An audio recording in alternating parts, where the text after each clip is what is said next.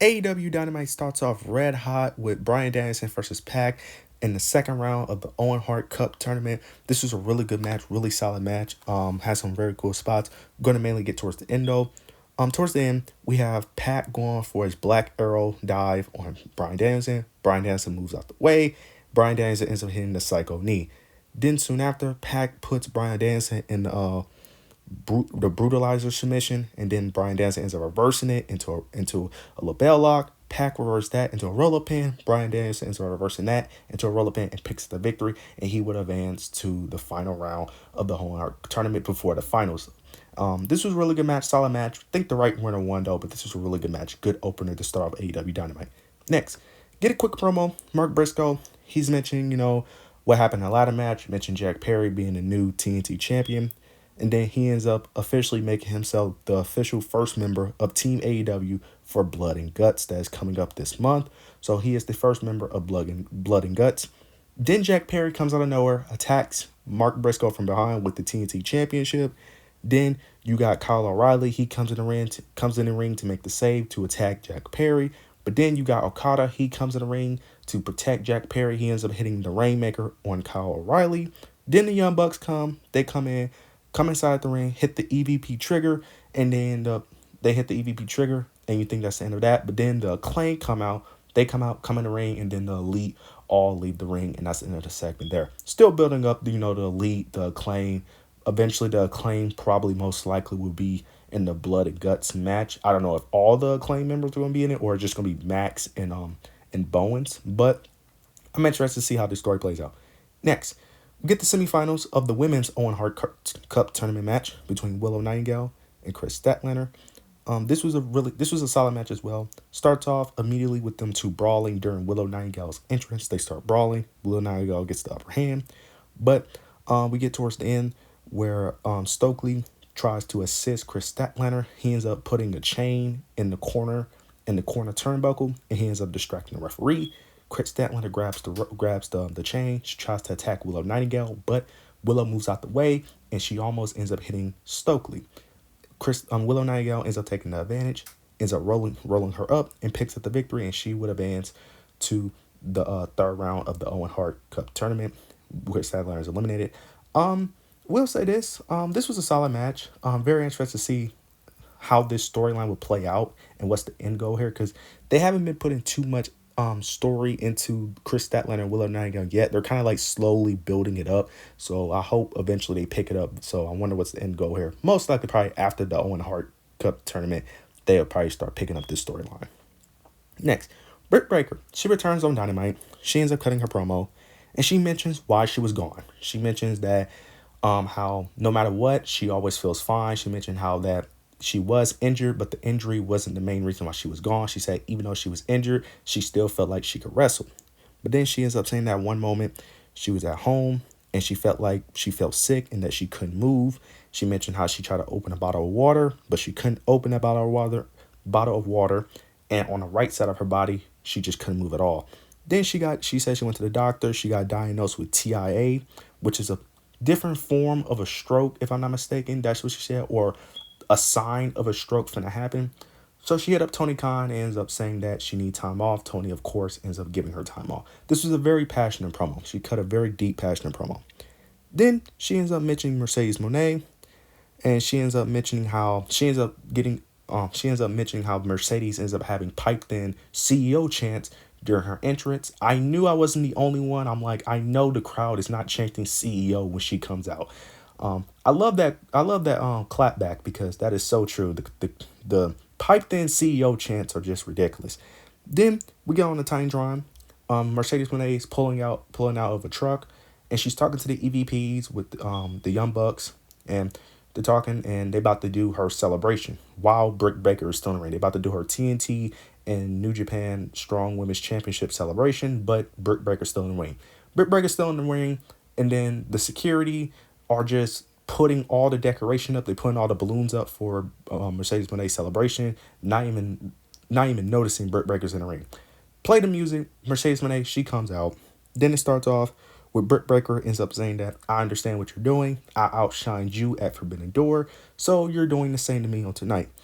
Mercedes starts talking. She starts mentioning how she's a double champ, and the crowd was turning on Mercedes. They end up telling her, they end up saying F.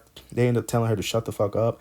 That was wild because I never thought that Mercedes would get that type of reaction on Dynamite, which is very shocking. Now she got a couple of cheers here and there, but the overwhelming babyface was clearly Britt, and I like that they're kind of playing to Mercedes being more of a heel because Mercedes is better as a heel. I still not the biggest fan of Mercedes, but she does play a decent heel character when given the right material, though. Then Britt ends up mentioning how she was the first person, she was the first woman at All In, how she was at the last All In while Mercedes was injured doing nothing, and she ends up saying that she wants Mercedes at this year's All In. Mercedes ends up saying that basically trying to decline, ends up saying that can't happen because she needs to go to the back of the line. Britt Baker came out with a good comeback. She ends up saying what line, which was very good because Mercedes ended up like pointing to the back of her when she said back of the line, but I'm like, no one's behind you. Thought that was a good callback. But then Mercedes basically ended up agreeing to the match. So look, most likely we were going to get Britt Baker versus Mercedes. Interested to see how that match would go. I'm hyped for it. Mercedes is clearly going to win, but I'm hyped for the match and I'm hyped for Britt Baker. Now we get a quick Will Osprey segment with the Don Callis family. Will Osprey is talking to Don Callis, and he ends up saying that he wants out of the family. He wants out. Don Callis ends up saying that he respects him, he loves him, and that he's proud of everything he's done. But he would make an exception of making him leave the Don Callis family, and he ends up hugging him. So it looks like Will Osprey is out of the family for now. I feel like there's a twist involved. I feel like eventually Don Callis is probably going to screw over Will Osprey at some point. But as of right now, it looks like Don Callis is going to have Will Osprey leave the Don Callis family. Next, get Chris Jericho. He cuts a quick promo. He mentions Hook, mentions how Hook used his own move, the Judas effect, and then he starts talking about Taz. He ends up saying that Taz was unprofessional at Forbidden Door, that he was a biased commentator, and that he has the EVPs, the Young Bucks, to have a contract, permission to kick Taz out of the arena and off of commentary, and Chris Jericho end up taking his place, which leads to the next match of Samoa Joe, Hook, and Shibata versus Cage of Agony. Not going to speak too much on this match. Hook, Shibata, and Samoa Joe picks up the victory. They've been doing this thing lately with them where they keep having them win by submission, where all three of them just use Samoa Joe's submission lock, and they just have them win by that, which I kind of think is kind of dope. After the match, though, they're celebrating, and they're staring down Chris Jericho. Out of nowhere, Big Bill and Brian Keith attack the babyface from behind. They get the upper hand, and then it just starts attacking them, having the upper hand. They start using chairs, constantly attacking them with chairs. Then it's just Hook in the ring with the three members of the Learning Tree. They pull a table out, and then Big Bill ends up using his choke slam on Hook onto the table, and that's another segment there. And then later on in the show, they ended up attacking Hook again backstage. So there's definitely building up Hook. They're building up Hook to eventually, I'm assuming, to go after his FTW championship to eventually get his rematch against Chris Jericho. Interested to see how that'll play out, though. Hopefully, pretty soon we get an end of the Learning Tree because, man, I cannot take any more of Chris Jericho in this gimmick, though. I just can't.